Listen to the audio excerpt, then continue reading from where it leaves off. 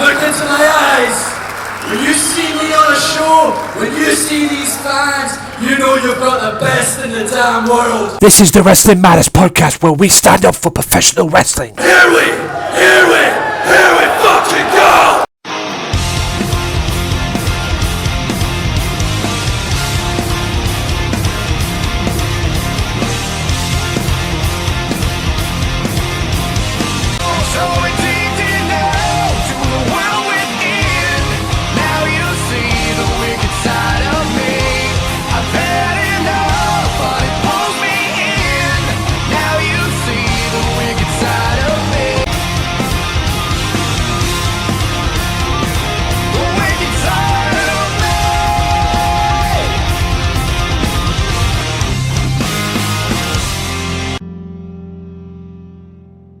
Welcome, ladies and gentlemen, to episode 156 of the Wrestling Matters podcast. Hope you guys are well and whatever it is you are doing. My name is Anthony Walker here, bringing you the best in professional wrestling, the news, reviews, opinions, and whatever else I can fit in here on the Wrestling Matters podcast. Now, guys, before I get into what's coming on today's show, I've got to give you a little bit of a heads up. I'm probably not feeling down as I'm recording this right now, or probably don't sound all that well, because Monday on the 21st, I was just sick as a dog. Actually, on the 20th, I was actually just sick as a dog.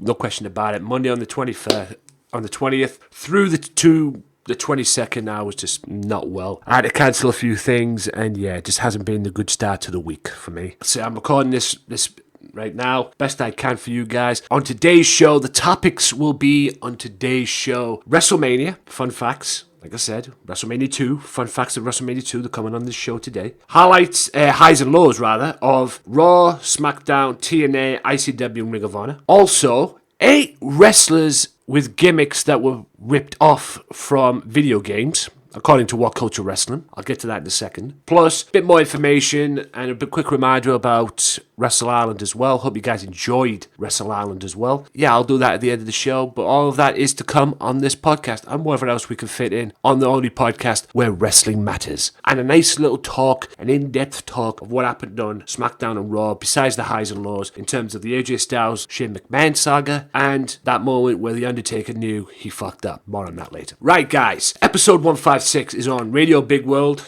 Look them up on SoundCloud, soundcloud.com. Download it for free. Look up Wrestling Matters Podcast. Also, the YouTube channel, Wrestling Matters channel as well. And subscribe if you're new around there as well. And also the Swerve Talk Network with Ruthless Aggression, Wrestling's Worst, Sunday Segway, Offshoot Radio, S&M Show Podcast, Wrestling Unleashed, featuring yours truly. And the list goes on and on. Also, Max Wrestling, and check out their new stuff as well, coming soon. All good stuff each and every week. Go and check it out, guys. You will not be disappointed. Right, guys, now I've got all that out the way. Let's get into 8 wrestlers with gimmicks ripped off from video games, according to What Culture. Now, you might not necessarily agree with this. In a way, I don't, but I'm going to give you my views and opinions on it right now. And I hope you guys will enjoy this. Like I say, guys, it's not necessarily accurate. You might agree with it. You might not agree with it. You know, it depends how you feel about it. Yeah, I saw this the other day. This was put up in February of 2017. A month ago. It caught my eye. So here we go. 8 wrestlers whose gimmicks were ripped from video games. Well, number 8 is definitely hands down one, quite frankly, in Suicide. Better known as Manic, better known as TJ Perkins, better known as Christopher Daniels, Kazarian, the list goes on and on. TNA came up with this idea, Impact Wrestling, whatever the heck you want to call them. Let's make a video game. On paper, it looked good. And it sounded good. Finished product, diabolical, quite frankly. There's no polite way of putting it. It was good for the wrestling fan, and it wasn't the worst game I've ever seen or played in terms of wrestling games, because I have played a lot worse, if you could believe that. But overall, finished product just wasn't very, very good at all. It was 6-sided ring, the button control wasn't very good on it, there was lack of wrestlers on there you could pick. It just wasn't good. But there you go, guys. Manic and Suicide being Manic and whoever else was. Some bright spark in TNA came up with an idea. Let's make a character out of this. Let's make a character out of this. And let's bring the character to life in wrestling. Whether you think it's worked, well, it's a different matter. Next one is Wrath. Now, Wrath was Adam Bomb in WWE, and he decided to go to WCW, and for some strange reason at the time, WCW's creative team thought they'd come up with a gimmick based off Mortal Kombat. the video game for the Super Nintendo and the Sega Mega Drive. I thought to bring an inspiration from that kind of thing. And when he first came in, he wasn't the guy who ended up being in Chronic with Bryan Adams, fucking badass tag team. He had a mask over him. I remember him well. He used to be tag team with Kenyon at the time. I'll get to him later. And he was managed by Jim Mitchell, who was the Sinister Minister in ECW, and he had a mask over his face. It was basically the Sinister Minister at the time, who was in WCW, tag teaming or managing a tag team that looked like something out of a Mortal Kombat game, basically. Were they good? No. He still went by his name Raph. He just had a mask underneath, and then one day he decided to remove the mask, get into an Adam Bomb look character figure, still with the name Raph, and then it gradually went along from there. It was just basically him and Bryan Adams being in Chronic, which, like I said, was a badass fucking tag team in WCW. Badass tag team. Player Uno is the next one. Now, this guy was not a part of the Big Boys, not that I remember, and he was not a part of, like, say, the Big Boys or the WWE or WCW or TNA. But this guy was working on the indie scene, and this guy had gimmicks based off the Super Mario Brothers, which was NES, Super Nintendo, whatever the heck you want to call it back in the day. You could probably understand why. I've never seen some of his matches. I don't know this guy very well, but he was the old Nintendo king, you could probably say. And not just Mario as well, he developed some other stuff as well. You know, all of the inspirations from other games as well. But I think Mario was the centerpiece, if you get my drift. Next one on the list is, I don't know if I agree with this one, but you know, guys, this is for you to decide, I guess. Kofi Kingston. This guy came in with a Jamaican accent back in the day. He was in the old ECW, the regurgitated version, which turned into a developmental territory. And he went on from there, basically, building himself up, building himself up and everything else. And this guy was based off a fighting video game, which, to be fair, it's pretty accurate because the character he was based on in the video, he used to do his finishing moves, which was, I believe, the STO, but the Trouble in Paradise as well. But that was the main centerpiece of that as well. So yeah, you could probably understand why. But I never really considered him. I didn't really even know there was any video game. I mean, don't get me wrong, Kofi Kingston wrestles like a video game. The way he moves and the way he wrestles and the way he moves around the ring and that, you would think he's a video game character. But yeah, I never really considered him that way back in the day. But hey, you learn something new every day, ladies and gentlemen. The next one is Vladimir Kozlov. Now, many people, although he wasn't that muscly to be so, but the look of this guy kind of resembled I would have said it would more resembled Dolph Lundgren from, in a way, wrestler version, by the way, of Rocky IV. But many people saw this guy as the wrestler version of Zangief from Street Fighter 2. That big Russian, USSR, Soviet Union, bad motherfucker in Street Fighter 2. And he was a badass, and then they decided to turn him into a cheap comedy act and have him tag team champions with Santino Marella, which, to be fair, was kind of the same because they kind of did that in the Street Fighter 2 movie. They made him a badass, and then towards the end of the movie, they turned him into a soft touch. So, it is what it is, ladies and gents. It is what it is. Now, the next one is to counter with Wrath. His name is Mortis. Now, this was the other half of that tag team I mentioned earlier on that looked like something out of Mortal Kombat. Mortis was played by Chris Kanyon. This was before they eventually went out to become Chris Kanyon and Wrath, respectively, in a better way. This was just basically two characters whose ideas and inspirations were from Mortal Kombat. WCW had a infatuation with that game. Seriously, if you see this countdown, it sounds like they're obsessed with that game, which, to be fair, is not necessarily a bad thing because back in the day, that game was hot as fuck back then. That was on a level par with Street Fighter. Some say maybe beating Street Fighter, some say not. I don't know. I played both back in the day, so I wouldn't know. But yeah, WCW had this infatuation with that Mortal Kombat game. Like I said earlier on, they decided to make two characters and put them as a tag team, Mortis and Wrath. Chris Kanyon and Wrath, basically. Kanyon went on to do something better things, and like I said, Wrath went on to be fucking the team in Chronic. which, like I said, badass fucking tag team. Next one is Gangrel, old Brood member himself, and the leader of the Attitude Era in terms of the Brood faction as well. Superb. And he was also a member of the corporate ministry at one point as well, and the Ministry of Darkness as well. Well, the Brood were actually all members of the Ministry of Darkness back in the day as well. Now, this character is a vampire character. It was based from White Wolf game, I believe. And Gangrel took it and ran with it. Before he became WWE, he was in WWE, he was in ECW as well. He was basically called the Vampire Warrior. So basically, even though they probably made it better in WWE, he was kind of like this before he went to WWE, because in ECW he's the Vampire Warrior in the independent circuit as well. So the guy did very well. Like I say, he was a Brood member, leader of the Brood, one of the most successful factions of the Attitude Era. And the guys and the group that made Edge and Christian, or played a part in what they became. And also had the Hardy Boys as member. Remember that? Which was very weird back then, but hey, they were young guys back then, the Hardy Boys. They were looking to get over themselves. The fact that they had Michael Hayes as their manager at the time didn't work in their mind. Or in WWE's mind. Whatever. And number one, WCW Glacier. Again, Mortal Kombat. But this was a straight, simple one with this one. Straight, simple rip-off, if you could say that, of Sub-Zero. Alright, he didn't have the full mask of a Sub-Zero. He had a mask around his mouth, and he had like a Sub-Zero like outfit on. You could see him wrestling, you could see the way he looked and everything. He was basically WCW Sub-Zero in the Mortal Kombat game, brought to life by WCW as well. But it was great. I had no problems with it back then. Would it have got over to a championship level, or a world championship level rather?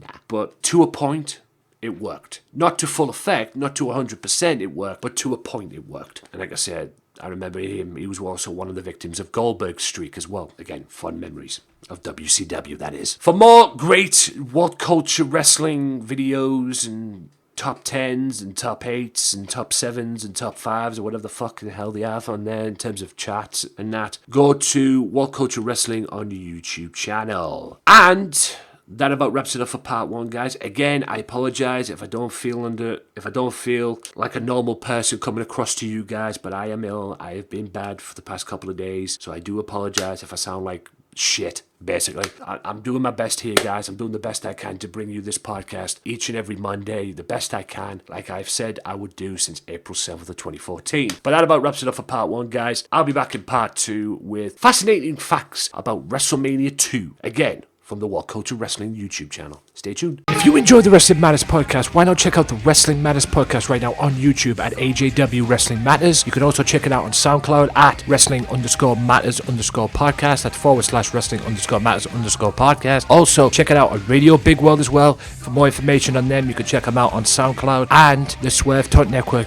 as well.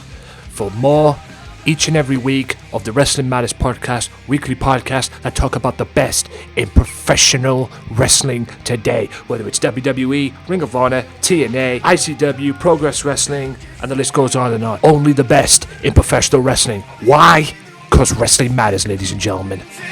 Right, welcome back to the Wrestling Matters podcast part 2, guys. Hope you guys enjoyed it so far. I am going to do in this part the highlights, or the high points rather, of Raw and Smackdown. I'll get to them in a second. I'm going to do it a little different this week because there's 2 points of Raw and Smackdown that I want to talk about the best I can, maybe in a little bit more depth than I usually would, but I'll get to that in a second. Also, I want to talk about later on, WrestleMania Fascinating Facts is still to come, guys, so be sure to keep an eye out for that. Also, more information regarding the Hardy Boys. They are the Ring of Honor World Tag Team Champions, but apparently that's a short-term deal. So they still could be going to WWE, and has WWE offered them a contract? More on that later as well. But Raw and Smackdown. Let's do it first. High points of Raw. Let's talk about the high points of Monday Night Raw. If I'm being brutally honest, Monday Night Raw this past week was a bit of a clusterfuck.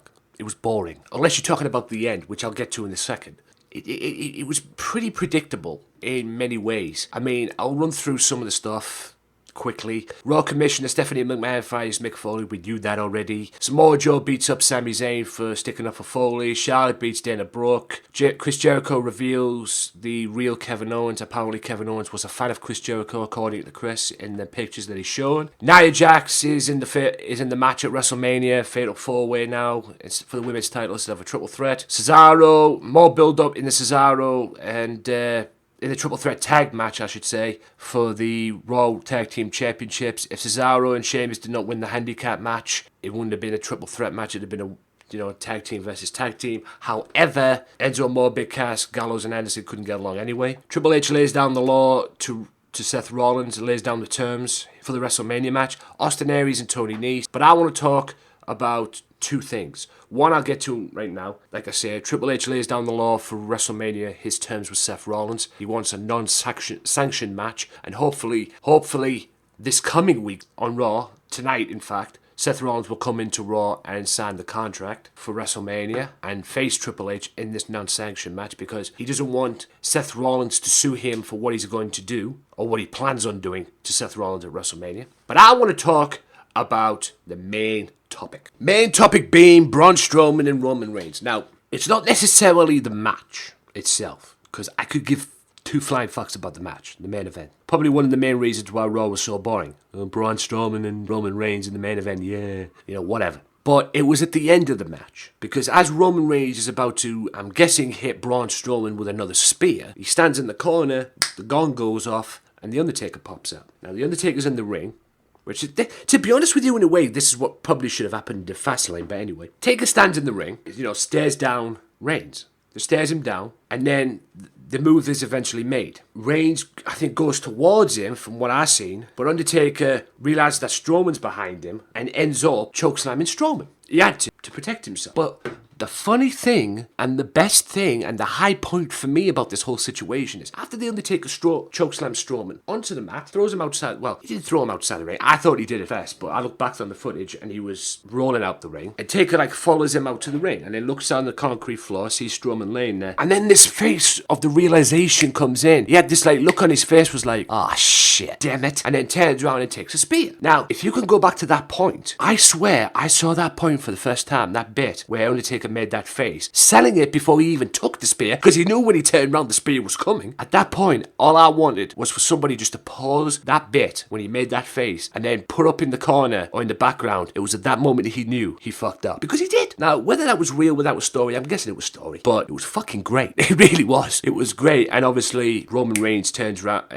spears him after the Undertaker turns around, boom, and then Roman Reigns says, this is my yard now, statement made, and Undertaker sits back up, does his traditional, thumb across the throat thing, lets him know that it's on for WrestleMania. I have my differences about this match for WrestleMania. Whether this will work, whether this will put Roman Reigns over, I don't think it will. But the way they're building up, just like what they're doing on Smackdown as well, with AJ Styles and Shane McMahon, I'll get to that in a second, but the way they're building this thing up, it's amazing to me. Is it better than the AJ Styles and Shane McMahon on Smackdown? Probably not, because this is more about mind games than it is with Shane McMahon and AJ Styles on SmackDown. This is more about mind games, and who's the master of the mind games in WWE?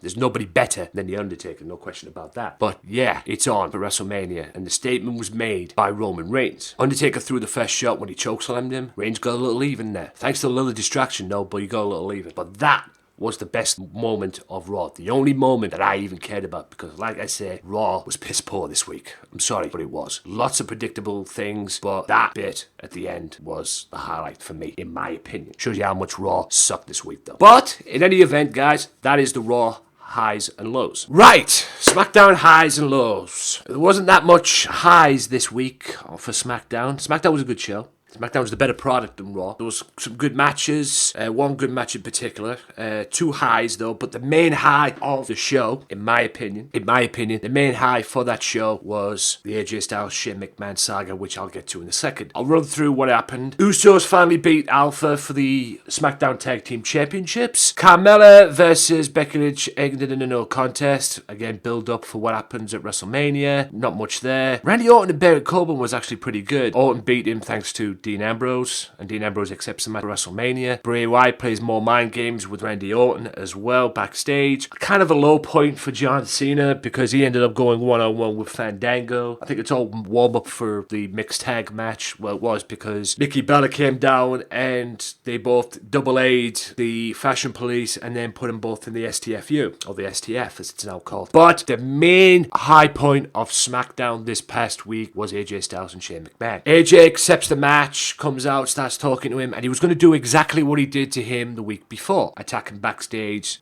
make a statement. But Shane McMahon had other ideas because he was already in the building and he went out to the ring. They gave the crowd a small preview because AJ Styles came down. He looked a little panicky when he came down and said he was going to get in the ring as a man to man, and apologise. But as he got into the ring, Shane started battering him. All hell broke loose. They both get into a brawl, which ended with Shane McMahon knocking him out, laying him out on the announce table and putting him through the announce table with the diving elbow that he does. He did it to Taker last year. He's done it to Styles this year. Everybody has their doubts about AJ Styles. And a lot of people out there think that AJ, this is beneath him to face someone like Shane McMahon at WrestleMania. People say it's beneath it. I've never said that. Normally I would, but I've never said that.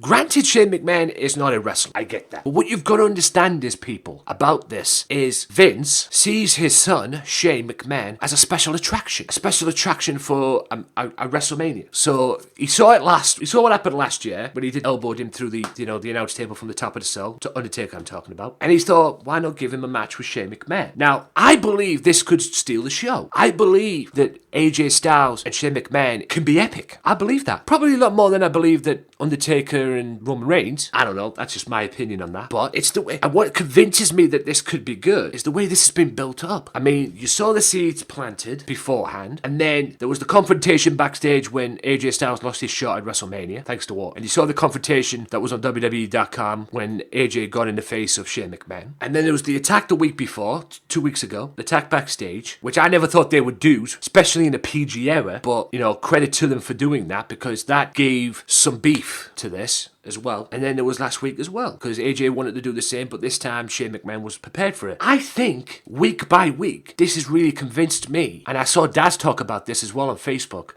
Max Wrestling Podcast host, by the way. There was a lot of people disagree that this shouldn't happen and everything like that, and Daz, I agree with what Daz says, because week by week, it's convincing him. And it's the same as well, it's convincing me. It's convincing me that this could be an epic match. We could have a WrestleMania moment in this match that we may never forget. It's convinced me. Will it happen? We'll have to wait and see April 2nd. But I'm really into this match to see what happens. Do I think Shane's going to win? I hope not, because AJ needs a win. I would say AJ needs to win more than Shane, but I can see Shane winning based on revenge because of, what happened with AJ throwing him in the car window and everything, smashing him through the car window and stuff like that. So I could see Shane wanting revenge or getting the win for revenge in that kind of way. But like I say, will it happen? I don't know. But one thing's for sure, guys, I'm very much looking forward to this match at WrestleMania. I have to admit, more than I was last year with Shane McMahon and Undertaker. Even though the Shane McMahon Undertaker thing turned out to be a waste of time, to be honest, considering the result of it the next night on Raw. But that's neither here or there. Also, I'm interested in this coming week on Smackdown too. This coming week on Raw is the final confrontation for the Universal Champion Goldberg and Brock Lesnar. I would imagine Goldberg will get his 2 cents in before WrestleMania, just like Brock did the other week. The last time they got in the ring together, they were face to face in a Raw ring. So I would imagine Goldberg will get the same as well in the penultimate episode to WrestleMania. But one match I'm looking forward to, and I'm very much interested in, is Bray Wyatt one-on-one with Luke Harper. What's going to happen there? Obviously, we know Orton will probably get involved,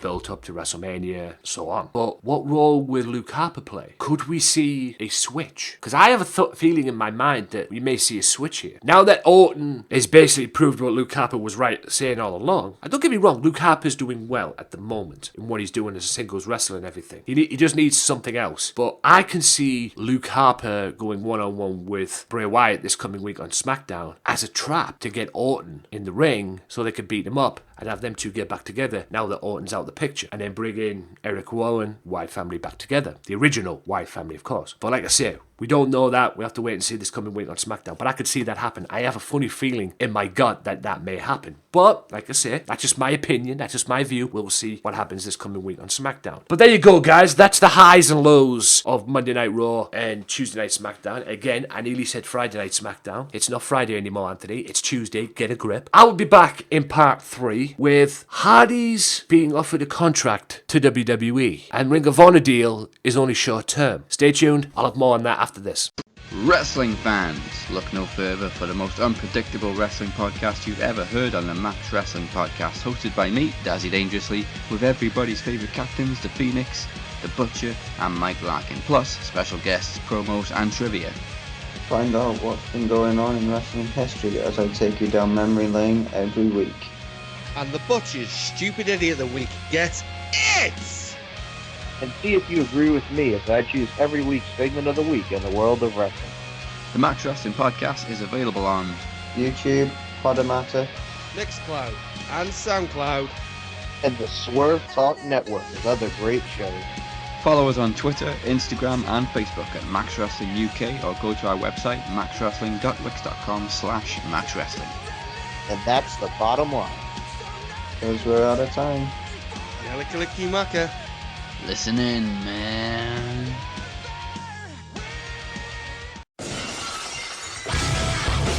Be sure to listen to the Sunday Segway Wrestling Podcast. What? Every Sunday with Kenny Killer and the Galdem Sugar Shubs. Yes! Yes! With all the news, views, and laughter that you want. They like jet airplanes. Woo! They like long limousines. Every Sunday, the Sunday Segway Wrestling Podcast on Podomatic, iTunes, and YouTube. So why don't you choke on that, slap nut? Right, guys, welcome back to part 3 of the Wrestling Matters podcast. I won't talk about this too much, guys, because I did talk about it a little bit last week. So I won't talk about it too much this week. But there's been more news, if you will, of how the whole the old TNA and Hardy's saga came about, because it appears that WWE, according to reports, have offered Matt and Jeff contracts. That's right, the Hardy Boys. Now, you're probably thinking to yourself, how can they do that when they're in Ring of Honor and the Ring of Honor World Tag Team Champions? Apparently, ladies and gentlemen, the Ring of Honor deal that they signed was only a short-term deal. And they are the Ring of Honor, like I said, the Ring of Honor World Tag Team Champions. And when the first set of TV tapings went out under the Jeff Jarrett regime, as you can probably say, thanks to Anthem, Hardy's left, saying that the direction wasn't to their status and they felt they were being disrespected by TNA. So they left. Just as they were about to go to the 15th anniversary match, apparently Anthem sent them cease and desist orders in relation to the gimmick of the Broken Hardy, you know, the Brother Nero and the Broken Hardys, because they claimed they owned intellectual properties of it. Now, I said my piece about that last week. Bullshit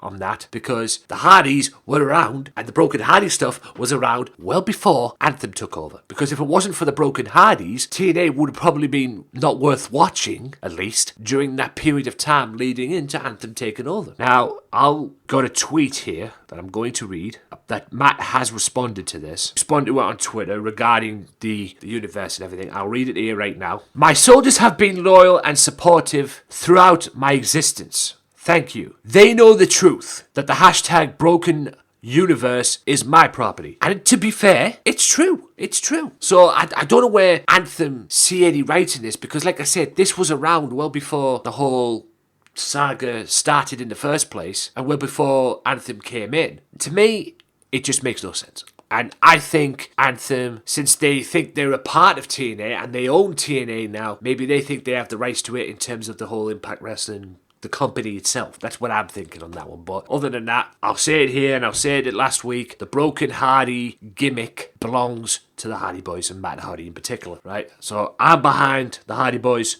on that 110%. Especially Matt. And I think Anthem are doing a lawsuit or fighting legal battles that, in my opinion, cannot win. And if they do somehow win, they must have had a fucking good lawyer to do so. Or they must need a fucking good lawyer to do so, because they're in a no-win situation. in my opinion. But we don't know, but it's interesting to see where this progresses. Now, going into the Hardys contract offer, they could probably turn up after WrestleMania, should they accept the deals, of course. But my concern is, if they're allowed to bring the Broken Hardy gimmick, my concern is, will Vince McMahon fuck it up? Because he's known to fuck gimmicks up. I would like to see the Hardys as they are, this Hardy gimmick, the Broken Hardy package in WWE. What brand would I see them on? It's an interesting thought myself. I think I've had this discussion with a few other people before. I would like to see them on NXT. I would probably like to see them on Smackdown. You could probably imagine them being on Raw just to enhance the credibility of Raw. Because, as we know, Raw's a clusterfuck at the moment. But I wouldn't mind seeing them on Smackdown.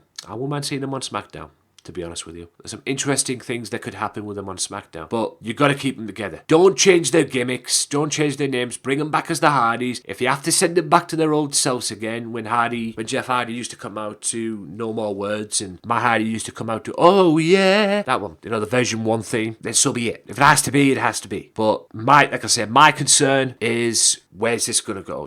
Is McMahon going to get his hands on the gimmick? Should they be allowed to bring the gimmick in? I hope not. But it's Vince McMahon's business. So obviously, yeah, he's probably going to get his hands on it or something. I can't imagine him allowing the Hardys to have full control of it. So if they're going to go to WWE, my guess is they'd have to take the gimmick, put it to one side, and just be themselves again. Unless they could work a deal with Vince, but, well, stranger things have happened, I guess. But we'll have to wait and see, and I'm very much looking forward to seeing the Hardys back should they accept the deal. Above all else, guys, that is about the end of this part. Like I say, it was only a short part because I wanted to talk about this before I forget. Like I said, I wasn't going to talk about it a lot in this part because I already talked about most of it last week. We'll have to wait and see how it goes. And I'll be back in the next part, guys, after this little time out with WrestleMania Fascinating Facts. WrestleMania 2. That is. Stay tuned. Are you sick of professional wrestling? Do you want to speak your mind about professional wrestling? Well, if you like a wrestling podcast, why not tune in to the wrestling podcast where wrestling matters? The Wrestling Matters Podcast. Each and every week, I talk about the best in professional wrestling from WWE, TNA, ICW, Progress Wrestling, Ring of Honor, and the list goes on and on. Also, on the other occasions, I bring guests in as well to shoot the breeze about the one thing that I love, that we all love, professional wrestling. So join me each and every week for the Wrestling Matters Podcast on YouTube, AJW Wrestling Matters, the Wrestling Matters YouTube channel, SoundCloud, soundcloud.com/wrestling_matters_podcast, and any other podcasts that matters. Wrestling Matters, wrestling fans. Welcome back to part 4 of the Wrestling Matters Podcast, guys. Hope you guys are enjoying it so far. It is now time for WrestleMania 2 Fascinating Facts. WrestleMania 2 came over 3 cities, and too much too soon, I probably guess, but hey, it was what it was. But here's the fascinating facts, 10 fascinating facts that you didn't know about for WrestleMania. It was the only WrestleMania held on a Monday. Now, we all know traditionally pay-per-views are usually held on a Sunday. On this occasion, it wasn't.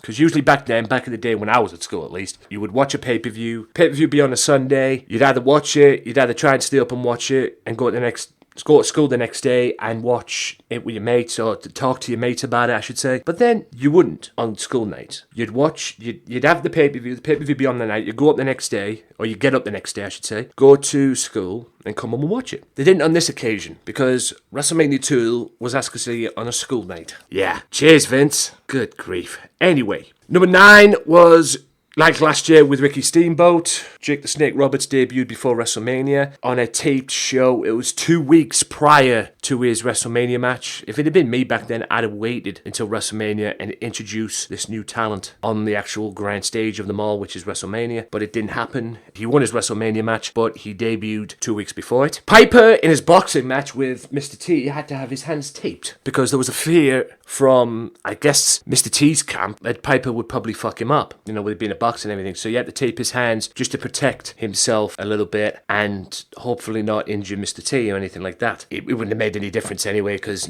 I'm sorry, the boxing match was a clusterfuck. Quite frankly, it was an absolute clusterfuck. So it made no difference. Piper left 4 months after the event, even though he was a heel. Yeah, he left 4 months after the event, but managed to come back, I think, the same year and get cheered for it. That was basically the way to kill his heel persona. He goes away 4 months after the event, comes back, boom, he's a babyface because people missed him, I guess. This is the one I like. Ricky Steamboat was set to face Bret Hart at WrestleMania 2. Now, The plan was Bret Hart one-on-one with Steamboat at WrestleMania 2. But then, prior to WrestleMania, plans changed and Steamboat ended up facing Hercules Hernandez, and Bret, poor bastard, was ended up with Jim the Anvil Neidhart in the WWE versus NFL Battle Royal that they had in Chicago. Poor sod. But a couple of weeks prior to that, though, Steamboat managed to have a one-on-one match with Bret, and it was a great match, just like it was. Shame it wasn't on WrestleMania. WrestleMania 2 was Bruno Sammartino's only pay-per-view match. Now, the 50-year-old in good shape participated in the WWE versus, or the Wrestlers versus NFL Battle Royal that they had in Chicago, and had a good run. Had a great run in the match as well, so not bad for somebody who was 50 years old. He got rid of an NFL player and eliminated the Iron Sheik also. Another interesting match for this was Hulk Hogan. Hulk Hogan wrestled King Kong Bundy, but apparently the plan was to have Hulk Hogan go one-on-one with Jimmy Snuka. Yeah. Based off what happened, I guess feeding off the first WrestleMania, because Snuka was in the corner, and I guess McMahon wanted Snuka to turn heel and have him go at it for the one-on-one match at WrestleMania for the title, I guess. But Hogan being Hogan, now don't get me wrong, I love Hulk Hogan, he's the idol and everything, but Hogan didn't want to wrestle with somebody who was considered a maniac. Hogan's word, not mine. The next one is Jesse Ventura left the company following the show. I would imagine some differences with McMahon, I'm guessing, or he tried to seek something elsewhere and everything. It didn't last long, like, because he came back right at WrestleMania 3 and everything. But yeah, put a bottom line on this. Ventura and McMahon never got along, really. They couldn't stand one another, and he joined some Screen Actors Guide agency, I'm guessing it was. But he never, to be fair, McMahon and Ventura never really got along. But he came back at WrestleMania 3, which I'll discuss next week. Now, the next one I absolutely love, because it's Bobby Heenan. Now, Bobby Heenan was injured prior to WrestleMania 2, and he got a phone call from McMahon and the WWE officers that if he didn't show up at WrestleMania, he'd be fired. And before that, he had an MRI scan, and all the neck injuries and the bumps he took and everything were causing it, and he had to have surgery. He had to have something done. But McMahon and his crew phoned him up, says if you don't show up at WrestleMania 2 for your scheduled date, if you will, you'll be fired. So what does Bobby Heenan go and do? He's in the hospital. He checks himself out of the hospital, gets on the first flight, goes to WrestleMania, bumps for Hogan in the cage match, and then when the thing's done, gets back on the plane and goes right back into the hospital that he checked out of and checks himself back in. I love Bobby Heenan. I really do. And number one was WrestleMania 2 had the only traditional cage match. Back in the day, before the cage matches changed and everything, the cage back in the day was basically square. It was like a square shapes all around the ring and everything. That was the only time WrestleMania 2 had that match in a traditional steel cage. The rest cages, as you can see, the cages nowadays have adapted and changed considering what it was back in the day. But all in all, guys, that is 10 fascinating facts about WrestleMania 2. Hope you guys have enjoyed that. And I'm going to cut the break here, and I'll be back in the next part with more on the Wrestling Matters podcast, so stay tuned. Be sure to listen to the Sunday Segway Wrestling Podcast. What? Every Sunday with Kenny Killer and the Galdem Sugar Shugs. Yes! With all the news, views, and laughter that you want. They like jet airplanes. Woo! They like long limousines. Every Sunday, the Sunday Segway Wrestling Podcast on Podomatic, iTunes, and YouTube. So why don't you choke on that, slap nut?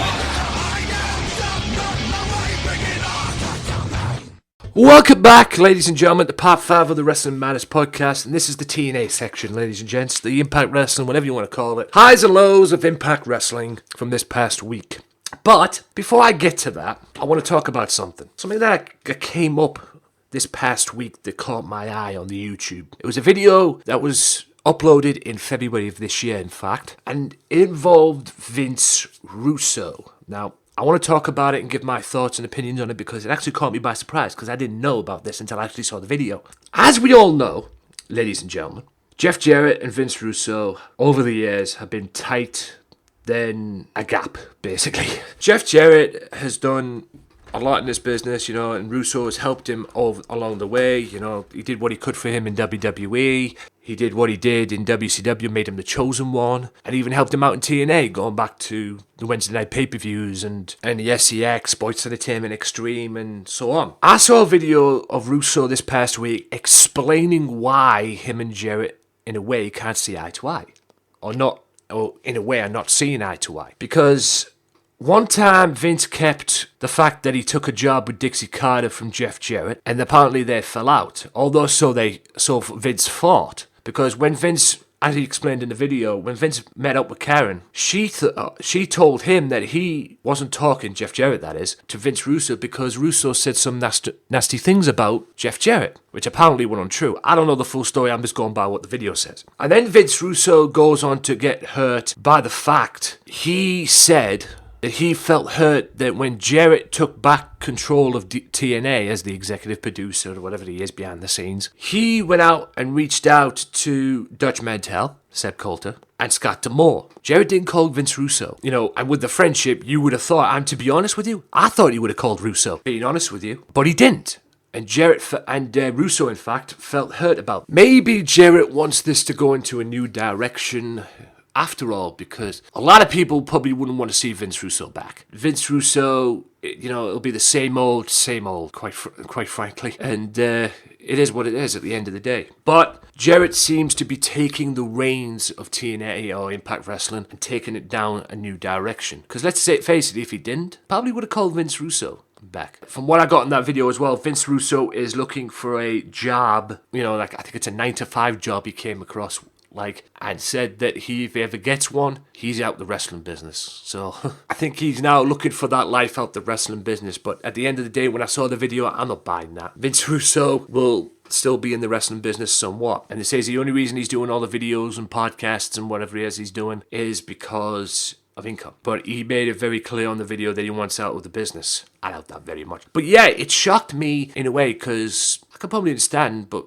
you know, I thought Vince and Jarrett were tight. I had no idea they were no longer speaking terms. But hey, you know, life goes on as it gets. And a new era for Anthem and a new era for the Impact Wrestling. And speaking of Impact Wrestling, let's talk about it. Highs and lows of Impact this past week. Now, let me run through the bits that I couldn't give a flying fuck about, quite frankly. The wedding dress thing and the whole saga with Braxton Sutton still continues. She was in a wedding dress, in a psycho-looking mood. Yawn. Shearer gets a win in a 6-man tag. Mahalabi Shearer's back. Yeah, I couldn't give a monkeys about that, although it was a good 6-man tag, a standard 6-man tag. Scum gets the shocking moment of the night for me, because they ended up beating Decay. I didn't think they would, but they did. It was a great tag match, and that was the shocking moment of the night for me, because I didn't think that would happen. Decay looking to be World Tag Team Champions, and that's not going to help their matters no one iota bit. The low point of the whole show, in my opinion, was Bobby Lashley's match, because that sucked. It was just like something out of a Superstar show.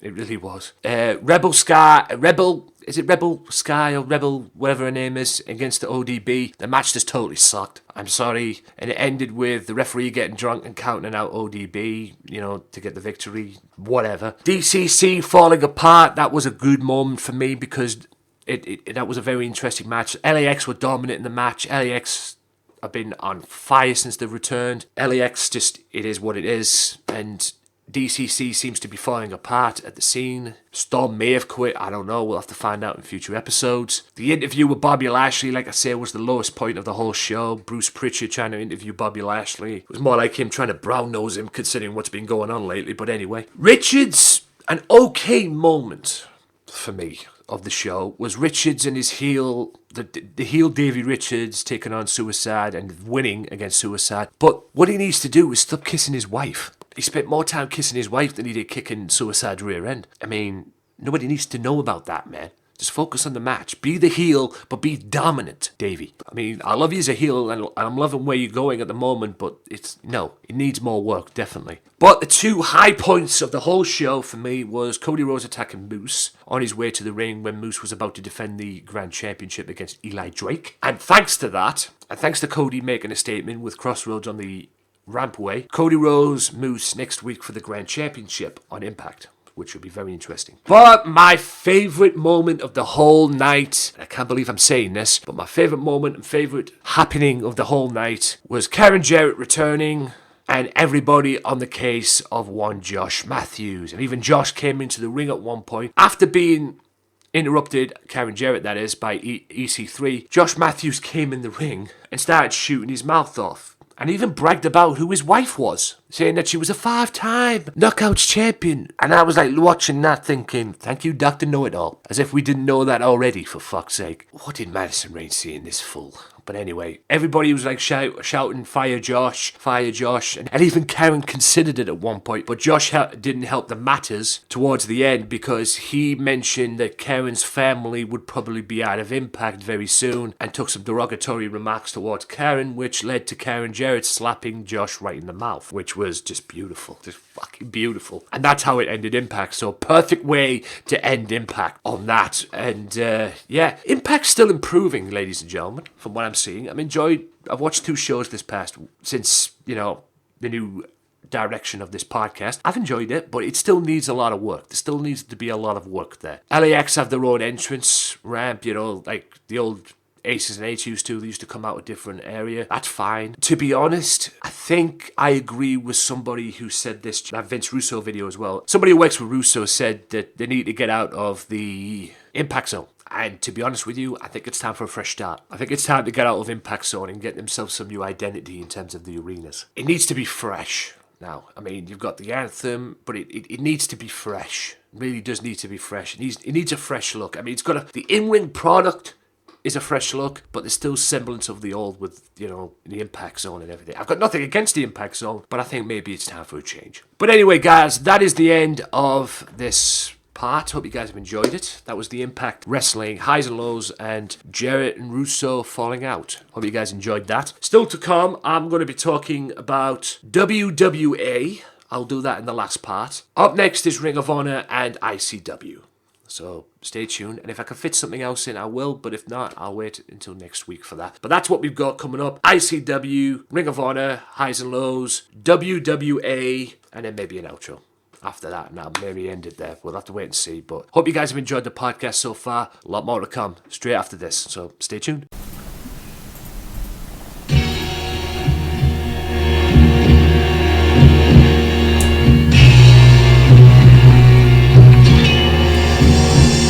Hey guys, this is Mike Larkin. And this is Stevie Nicks. To check out the S&M Show podcast and more great audios, check us out on SoundCloud at soundcloud.com/MCLarkin92. And we are now on the Swerve Talk Network, Fridays, 9 p.m. Eastern, 3 a.m. UK time, along with the Max Wrestling Podcast, Offshoot Radio, Sunday Segway, and the Wrestling Matters Podcast. And also follow us on Twitter at SMShow1 and at SteveNicksSM. You won't be disappointed. Peace.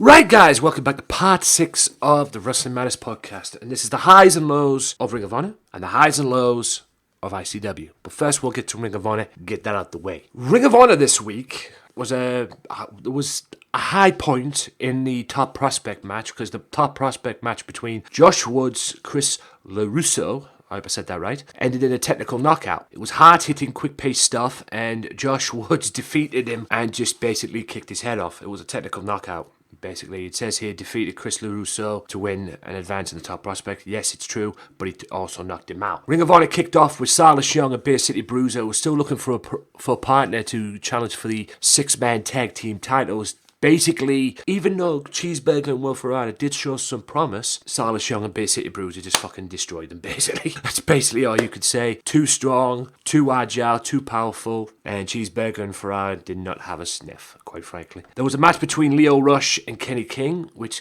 surprisingly saw Kenny King win the match. I didn't think this was going to happen. I was surprised about this. It was a great wrestling match between the two, no question about it, but I was expecting Lio Rush to get a small measure of revenge, because there has been a feud building between Lio Rush and the Cabinet, or the Rebellion as they're now known. But yeah, it was just very strange. And Shane Taylor became the newest member of the Rebellion as well, because he was going to come out and help Lio Rush, but then turned on Lio Rush and became the newest member of the Rebellion. And the main event of the whole show, which was a 5-star match, back and forth, Jay Briscoe one-on-one with Jay White. just dominating, hard-hitting, very, very, very competitive match between the two. It got to the point at the end where Jay Briscoe actually spat at Jay White to cause a reaction, and he did, and he clotheslined him and done his move and got the victory. So yeah, I mean, highly, highly competitive, great main event. Was it better than last week's? Probably not. If you're talking wrestling-wise, it was, because the tag team match was a fight. But yeah, Jay Briscoe manages to get the Duke over Jay White and causes Mr. White his first loss in Ring of Honor, because apparently he was undefeated then.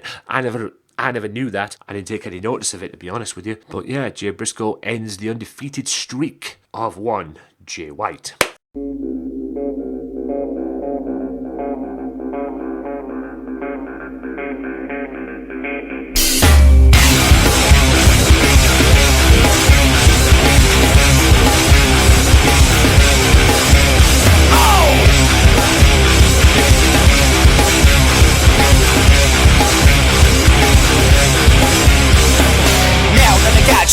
I got something to say from another dimension. Right, ladies and gentlemen, you know what time it is. You've heard the song. You know the music. It is ICW Friday Night Fight Club, ladies and gentlemen. Took place in Liverpool on the ICW On Demand service. And for some strange, weird reason, ladies and gentlemen, you can find it on the ICW YouTube channel, because they put it up for free. Very good episode of ICW this week, if I'm being honest. So I'll get into it and let's go through the matches. Let's go through what went down. Let's go through the highs and lows of Friday Night Fight Club. Kenny Williams retained the 0G Championship against Davey Blaze, who was sneak attacked him from behind. This match didn't go on very long for me. Should have went on a little bit longer. It lasted about 8 minutes top, but Kenny Williams managed to get the victory and planted Davey Blaze with the finishing move that he calls the Quatbuster, which is a spinning DDT. Hard fought nonetheless. Nathan Cruz manages to get a victory and finally gets his first victory in ICW by cheating, if you want to put it that way, but whatever it takes in ICW, he held the tights and beats Joe Hendry. Even though both men came close to winning beforehand, Cruz did everything he could in the match, and with the tights, he pulled it off. A 20-minute match, hard-hitting, full of punches and kicks and clotheslines, hard-hitting stuff. Saw Zach Gibson go one-on-one with Joe Coffey, and Joe Coffey managed to get the victory. But like I said, it wasn't easy. Hard-hitting, smash-mouth style kind of match. And the low point of the whole show and the low point of the whole match was Billy Kirkwood trying to interview Joe Coffey. Enough of that already. First time, maybe. Second time, okay. Third time, more than that, we don't need it. Get it already. Jack Jester and Stevie Boy went one-on-one for the first time ever. And a great match. So Stevie Boy managed to get a clean victory over the hardcore icon. What the fuck? Hardcore icon. But then another promo, not great promo. I take that back. Another promo by Drew Galloway with Jack Jester, or for Jack Jester, building up to their match April 16th at Barrowmania. A great match with Pete Dunne's debut saw him go one-on-one with Chris Renfrew, and a low blow and the finishing move that Pete Dunne does, so Pete get his victory in ICW. Obviously, it was kind of a predictable match because Pete Dunne makes his debut in ICW, and you kind of knew he was going to win. So somebody was there to put him over, and somebody had to do it, and Chris Renfrew was the guy. Chris Ridgway and BT Gunn saw BT get the victory over Chris. Stevie Boy and Pete Dunne have a little meeting backstage, which I liked. Quite frankly, I liked a lot, and I wouldn't mind seeing that match. Wolfgang makes quick work of Aaron Echo, and then calls out Greedo, all building into their match April 16th. And Jordan Devlin, who was a UK Championship contender, tournament contender, if you will, went one-on-one with Trent Severin for the ICW title, and you know what happened there. Trent Severin manages to get the victory in what was a half-fought match, but we all knew eventually Trent Severin, you could give him a good match, you can give him how many minutes you want, he was going to get the victory. So there you go, guys. That is ICW's highs and lows of the Friday Night Fight Club. Check that out on the YouTube channel. Look up ICW on YouTube. And with that being said, ladies and gentlemen, I will be back right after this quick timeout with WWA, an Australian promotion that had Jeremy Borash as the booker. More on it right after this. Are you sick of professional wrestling? Do you want to speak your mind about professional wrestling? Well, if you like a wrestling podcast, why not tune in to the wrestling podcast where wrestling matters? The Wrestling Matters Madness podcast. Each and every week, I talk about the best in professional wrestling from WWE, TNA, ICW, Progress Wrestling, Ring of Honor, and the list goes on and on. Also, on the other occasions, I bring guests in as well to shoot the breeze about the one thing that I love, that we all love, professional wrestling. So join me each and every week for the Wrestling Matters podcast on YouTube, AJW Wrestling Matters, the Wrestling Matters YouTube channel, SoundCloud, soundcloud.com/wrestling_matters_podcast, and any other podcasts that matters. Wrestling Matters, wrestling fans. Welcome back, ladies and gentlemen, to a very rough and very full of cold Wrestling Matters podcast with your host, me, Anthony Walker. Yes, I'm still full of cold, and it is a pain in the ass. And I'll probably think this is going to be the final part, guys, and I will do an outro in a wee while. So, hope you guys have enjoyed the podcast nonetheless. But I want to talk about two things before I wrap this baby up. I want to talk about, there is a report going around that, last year at this particular time, I don't know if it was this particular time or towards the end of the year, we were talking about WWE wanting to buy TNA and their library and whatever. And it nearly happened. They couldn't reach a deal. Simple as that. They couldn't reach a deal. Well, it seems that WWE have been in secret talks with Ring of Honor's owners, Sinclair Broadcasting, about wanting to purchase Ring of Honor, which means they will get the television rights and the Ring of Honor television show, and we may very well see Ring of Honor on the network, should a deal go through, of course. Interesting. I think, and I agree with where I got this from as well, which is Wrestle Talk Television. Check them out on YouTube. I agree with what was said, because I think, to be honest, although at the end of the day, Ring of Honor is probably one of the best products outside of WWE. That's not easy to say. I think it's just more for the library, myself. Just like with TNA. TNA was more for the library as well. Look who they got. They got Samoa Joe, WWE, AJ Styles, the list goes on and on. They've got, TNA talent, Impact Wrestling talent, whatever you want to call it now, in their roster. And how do you showcase what they used to do and, and go back to how they came to WWE? Easy. Get the nostalgia stuff, and get all that. And I think that's what they're trying to do with Ring of Honor as well, which is fair enough. Kevin Steen, Ring of Honor, AJ Styles, few there in Ring of Honor as well. Even the SmackDown GM himself, Mr. Daniel Bryan, Ring of Honor as well. And the list goes on and on. So, yeah. And even Samoa Joe, 2-year Ring of Honor World Champion, and the badass of Ring of Honor at one time as well. So, yeah. It all makes sense at the end of the day. Will it work for Ring of Honor? We'll have to wait and see. See if they can agree a deal, rather, to do this thing and put this goal through. I like to see it happen, but like I say, let's see if the deal goes through first. Then we'll talk more. Right, let's talk about one promotion that I saw. Wrestling with Regret, I believe it was. WWA.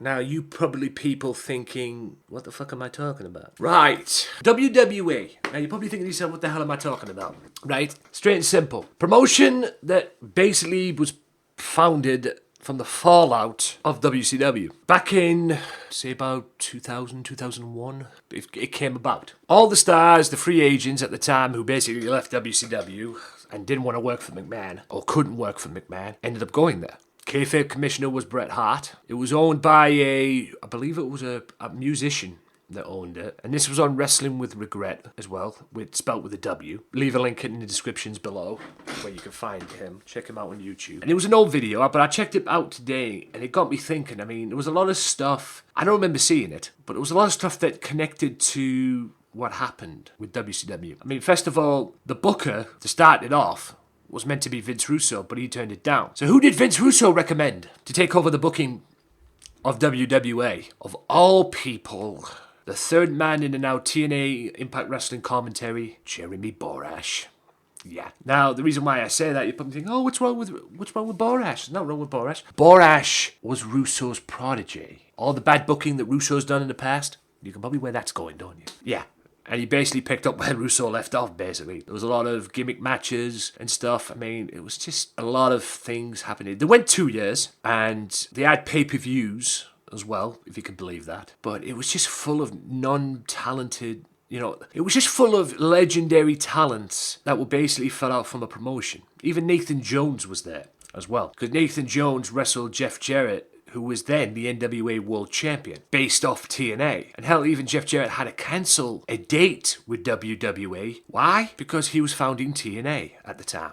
Yeah, so you could probably imagine how that turned out. And then for some strange reason, Jeff Jarrett thought it was a good idea. Oh, let's do business with them, let's partner up with them.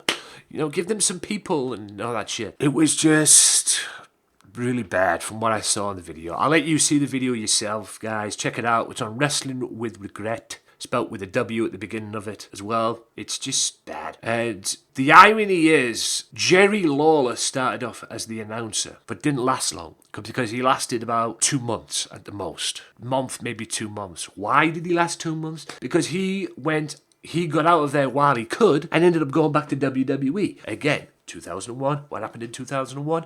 The Alliance angle. Paul Heyman gets fired. Who stepped in to replace him? None other than Jerry Lawler. Go figure. So you could just imagine how it all just turned out at the end of the day. But yeah, WWA, a 2-year run. Go and watch the video, guys. If you want to check it out, it's on Wrestling with Regret's YouTube channel, and you can see for yourself and just see how bad it was, because words can't describe it. I mean, don't get me wrong, they got a lot of people over, and they put up, a lot of wrestlers.